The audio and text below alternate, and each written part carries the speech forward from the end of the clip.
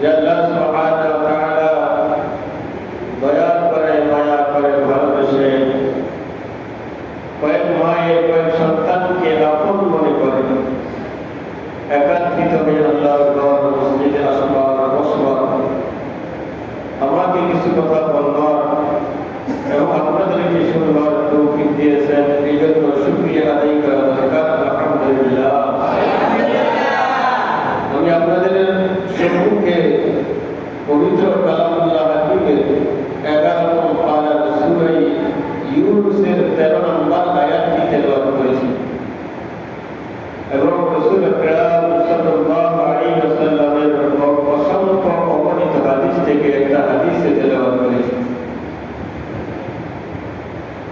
যে আয়াত এবং হাদিসের ভিতরে আল্লাহ তাআলা জুলুমের কথাকে উল্লেখ করেছেন, জুলুমের অত্যাচারের আলোচনাকে আল্লাহ তুলে ধরেছেন। আমরা একে অপরের প্রতি জুলুম করি বিভিন্ন পর্যায়ে, বিভিন্ন পন্থায়, বিভিন্ন রকমের, বিভিন্ন ধরনের। আমরা মনে করি শুধু একজনের জমি আরেকজনে দখল করা এটাই জুলুম।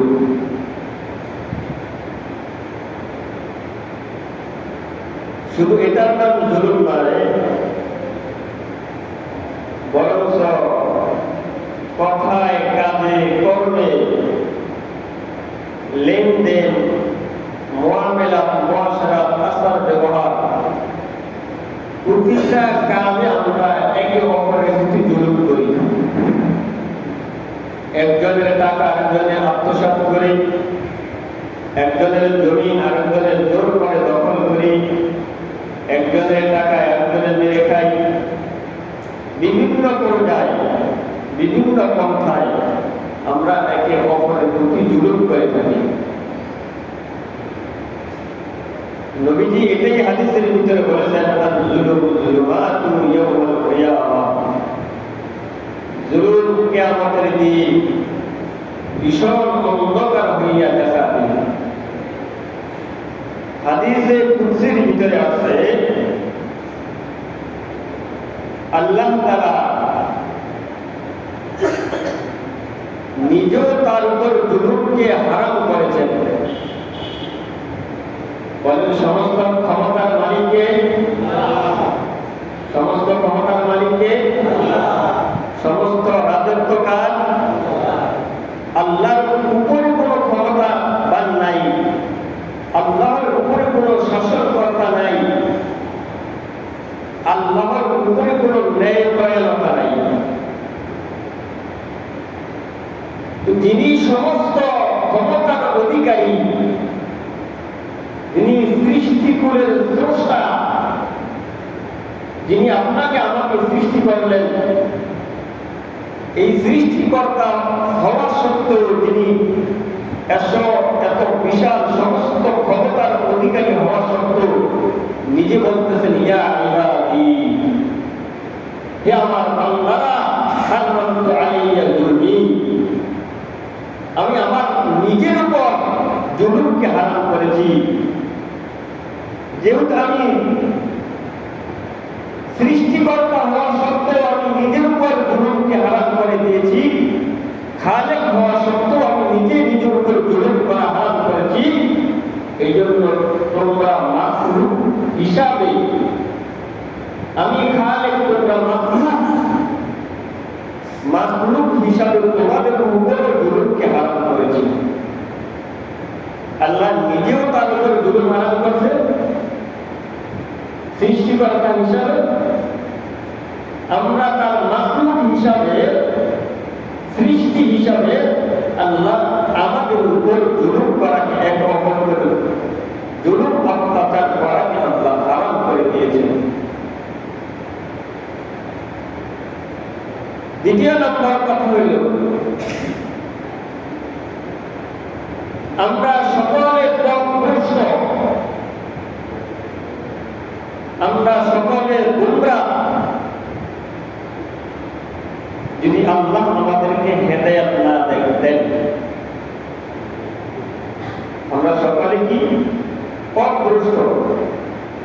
যদি আল্লাহ আমাদেরকে হেদায়েত না দেয়, যদি আল্লাহ আমাদেরকে সঠিক পথে পরিচালিত না করে, সকলেই আমরা গোমরাহ, সকলেই আমরা পথভ্রষ্ট।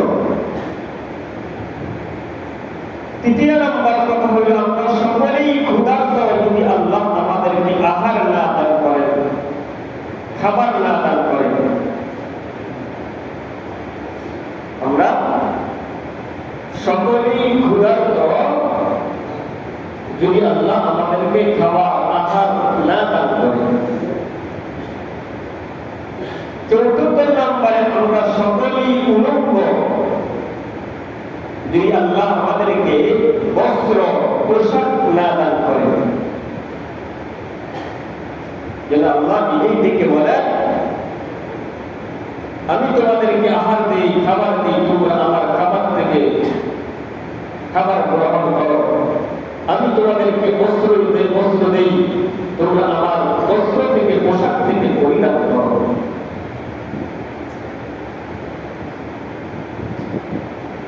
দুনিয়ার সমস্ত মানুষ যদি সারা পৃথিবীর জিন জাতি, মানব জাতি যদি পৃথিবীর ভিতরে অশ্লীল অপকর্ম বেহায়াপনি করে, পাপ কাজ করে, এই পাপ কাজ করার কারণে, অশ্লীল অপকর্ম করার কারণে আল্লাহ রাজত্বের ভিতরে সামান্য পরিমাণ আল্লাহ ক্ষতি দেখা দেয় না, ক্ষতি দেখা দেয় না। আর দুনিয়ার সমস্ত মানুষ যদি মুত্তাকি হয়ে যায়, খোদা ভীরু হয়ে যায়, আল্লাহকে ভয় করেওয়ালা হয়ে যায়, সমস্ত মানুষ এবং জিন জাতি ভয়ে খোদা ভীরু মুত্তাকি হয়ে গেল, আল্লাহ রাজত্বের ভিতরে কোনো তৃপ্তি পায় না।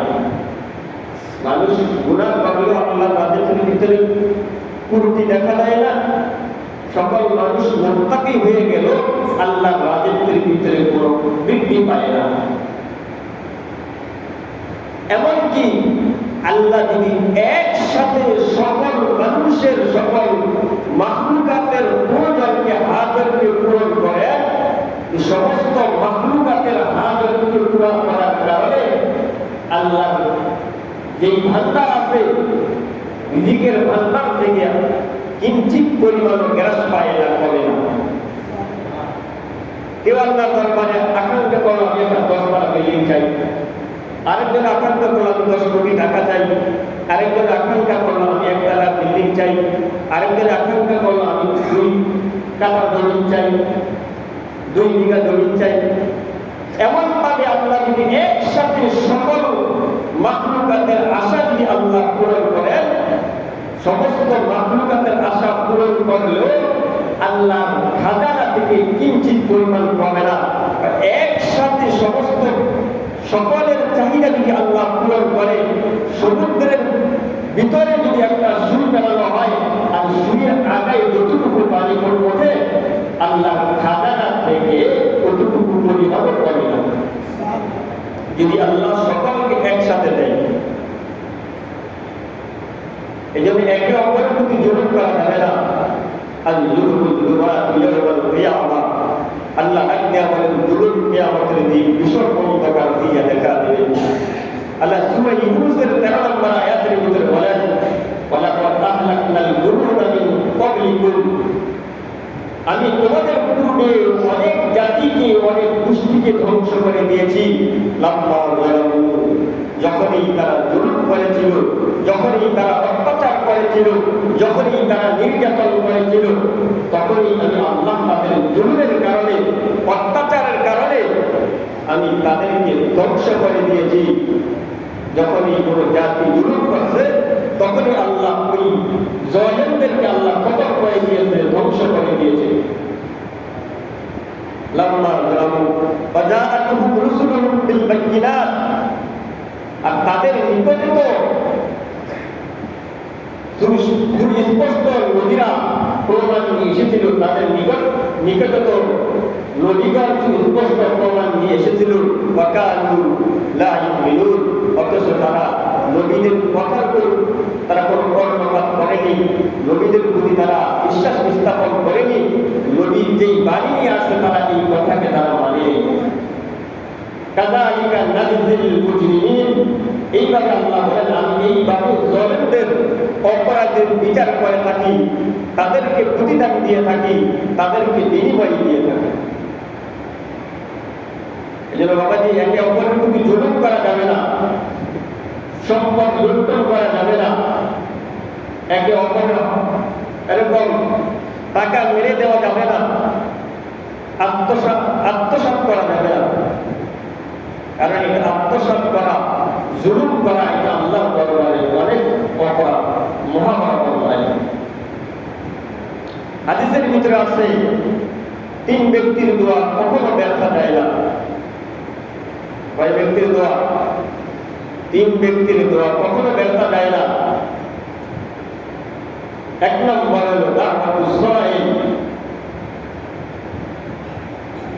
রোজাদারের ইফতারের পূর্ব মুহূর্তে রোজাদারের দোয়া। অর্থাৎ আল্লাহর মধ্যখানে এবং বান্দার মধ্যখানে কোনো পর্দা থাকে না, অন্তরায় থাকে না 3 ব্যক্তির দোয়ার ব্যাপারে। 1 নম্বরে রোজাদার যখন ইফতার সামনে নিয়ে মালিকের দরবারে দোয়া করে। দ্বিতীয় নম্বর ন্যায়পরায়ণ বাদশার দোয়া, ন্যায়পরায়ণ শাসকের দোয়া। যখন রাজা প্রজাদের উপর ন্যায়পরায়ণ করবে, ইনসাফ কায়েম করবে, ইনসাফ প্রতিষ্ঠিত করবে, তখন ওই ন্যায়পরায়ণ বাদশাহ মালিকের দরবারে যেই দোয়া করবে, ওই বাদশার মধ্যখানে এবং মালিকের দরবারে অর্থাৎ আল্লাহর মধ্যখানে কোনো পর্দা থাকবে না। স্বয়ং আল্লাহ ওই ন্যায়পরায়ণ বাদশার দোয়াকে কবুল করবেন। দ্বিতীয় নম্বর দাওয়াতুল মাজলুম, যেই ব্যক্তির উপর আমি জুলুম করলাম, অত্যাচার করলাম, যেই ব্যক্তির সম্পদকে লুণ্ঠন করলাম, এই মাজলুম যদি যে জুলুম করে তাকে বলা হয় জালেম, আর যার প্রতি করা হয় তাকে বলা হয় মাজলুম। এই মাজলুম যদি আল্লাহর দরবারে দোয়া করে, আল্লাহর নবী বলেন আল্লাহর মধ্যখানে এবং ওই বান্দার মধ্যখানে কোনো পর্দা থাকে না, সেই আল্লাহ ওই মাজলুমের দোয়াকে কবুল করেন। এক হাদিসের ভিতরে আছে, যে ব্যক্তি মাজলুমকে অর্থাৎ যার প্রতি জুলুম করা হয়েছে, এই মাজলুমকে সাহায্য সহযোগিতা করবে, আল্লাহর নবী বলেন আল্লাহ তাআলা তাকে 73টা পুরস্কারে পুরস্কৃত করবেন। কয়টা? 73টা পুরস্কারে পুরস্কৃত করবেন। যে ব্যক্তি কোনো মাজলুমকে, অসহায়কে সাহায্য করবে, 73টার ভিতরে একটা আল্লাহ দুনিয়াতে দিলে, বাকি 72টা আল্লাহ পরকালে দিলে। একটা দিল কোন জায়গায়? দুনিয়াতে, আরেকটা দিবে, আর 72টা দিবে পরকালে। দুনিয়ার ভিতরে যেই পুরস্কারটা আল্লাহ তাকে দিবে, নবী ডাক দিয়া বলেন যেই ব্যক্তি মাজলুমকে সাহায্য করলো, ওই এরকম সাহায্যকারী প্রতিটা কর্ম, প্রতিটা ক্ষেত্র সঠিকভাবে পরিচালিত হবে। সে যেই কোনো কাজ করুক না কেন, প্রতিটা কাজ বিশুদ্ধভাবে করবে, শুদ্ধভাবে তার কাজটা পরিচালিত হবে। এই জন্য আমরা জুলুম কারোর উপর করবো না, অত্যাচার করবো না, কারো টাকা মেরে খাবো না। দেনা আছি, আমি তার পাওনা দিয়ে দিই, আমি তো তার কাছে ঋণী। আল্লাহ তার হককে মাফ করবেন, কিন্তু বান্দার হক আল্লাহ মাফ করবে না। যতক্ষণ পর্যন্ত বান্দা নিজে মাফ না করে, ততক্ষণ পর্যন্ত আল্লাহ বান্দার হককে মাফ করবে না। আল্লাহ তার হক, আমি আল্লাহর হককে মানলাম না, আল্লাহর হক আদায় করলাম না, আল্লাহর হুকুম মানলাম না, আল্লাহর নাফরমানি করলাম, এটা আল্লাহ আমাকে মাফ করে দিল। তবে বান্দার দিয়ে আমি নাফরমানি করলাম, বান্দার হক নষ্ট করলাম, বান্দাকে মিথ্যা অপরাধ দিলাম, বান্দার কাছে টাকা নিয়ে আমি টাকা দেই না, হাওলা দিতেছি, কিন্তু মনে আমার জানা আছে আমি এটা দিব, ওইটা আল্লাহ মাফ করবে না। যতক্ষণ পর্যন্ত বান্দা না ক্ষমা করবে। এই জন্য যারা সমাজের ভিতরে যারা অসহায়, যারা মজলুম, তাদের প্রতি আমরা সাহায্য সহযোগিতা করব। এক ইহুদি রাসূলের দরবারে হাদিসটা হযরতে বেলাল রাদিয়াল্লাহু তাআলা আনহু থেকে বর্ণিত। বেলাল রাদিয়াল্লাহু তাআলা আনহু বলেন, আমরা আবু বকর রাদিয়াল্লাহু তাআলা আনহুর ঘরে রাসূল সহকারে আবু বকর রাদিয়াল্লাহু তাআলা আনহুর ঘরে এমন মুহূর্তে দেখলাম দরজার ভিতরে একজন আঘাত করতেছে, দরজা নাড়া দিতেছে। বেলাল ডাক দিয়ে বলেন, আমি দরজা খুলে দেখলাম দরজার সামনে একজন ইহুদি ব্যক্তি দাঁড়িয়ে আছে। বেলাল রাদিয়াল্লাহু তাআলা আনহু বলেন, তুমি এখানে কেন এসেছো? ইহুদি বেলালকে ডাক দিয়ে বলে, এই ঘরের ভিতরে কি মুহাম্মদ আব্দুল্লাহ ছেলে মুহাম্মদ আছে? বেলাল ডাক দিয়ে বলে, এই ঘরের ভিতরে আবু বকরের ঘরের ভিতরে মুহাম্মদ আব্দুল্লাহ ছেলে মুহাম্মদ আছে। ইহুদি বেলালকে ডাক দিয়ে বলে, আমাকে তার কাছে নিয়ে চলো, আব্দুল্লাহ ছেলে মুহাম্মদের কাছে নিয়ে চলো। বেলাল রাদিয়াল্লাহু তাআলা আনহু ইহুদিকে মুহাম্মদ সাল্লাল্লাহু আলাইহি ওয়াসাল্লামের কাছে নিয়ে গেল। ইহুদি নবীকে দেখিয়া বলতেছে, ইয়া রাসূলুল্লাহ, ইয়া হাবিবাল্লাহ, আপনি তো দাবি করতেছেন আপনি সত্য নবী। যদি আপনি সত্য নবী হন তাহলে আপনি আমাকে সহযোগিতা করেন, সাহায্য করেন, কারণ আমি মাজলুম, আমার প্রতি জুলুম করা হইতেছে, অত্যাচার করা হইতেছে। নবীজি ডাক দিয়া বলেন, কে তোমার প্রতি জুলুম করে, অত্যাচার করে, তোমার প্রতি কে জুলুম করে?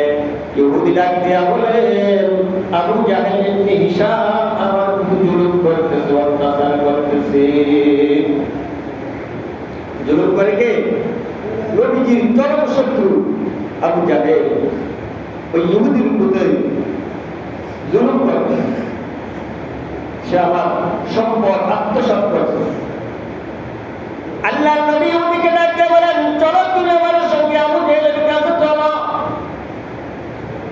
ইহুদিকে নিয়ে যখন আবু জাহেলের দরবারে নবীজি পৌঁছলেন, আবু জাহেলের দরজায় গিয়া নবীজি রাগে রাগান্বিত হয়ে আবু জাহেলের দরজার ভিতরে আঘাত করলেন।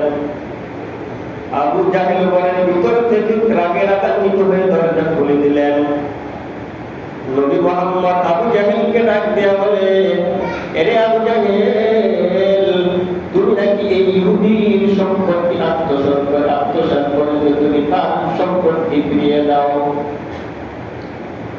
আর পাওনাকে ফিরিয়ে দাও। আল্লাহর নবী যখন আবু জাহেলকে বললেন তার পাওনা ফিরিয়ে দেওয়ার জন্য, আবু জাহেল লাগতে বলে, মুহাম্মদ তুমি আসছো কেন? তুমি না এসে আমার কাছে লোক পাঠাইলেই তো হইতো, আমি তার পাওনা পরিশোধ করে দিতাম, তার সম্পদটাকে ফিরিয়ে দিতাম। আবু জাহেল নবীজির কথা শুনিয়া নবীজি ডাক দিয়ে বলতেছেন, এই আবু জাহেল সময় বৃদ্ধি করো না, আমি তোমাকে বলছি তুমি তার সম্পদ ফিরিয়ে দাও।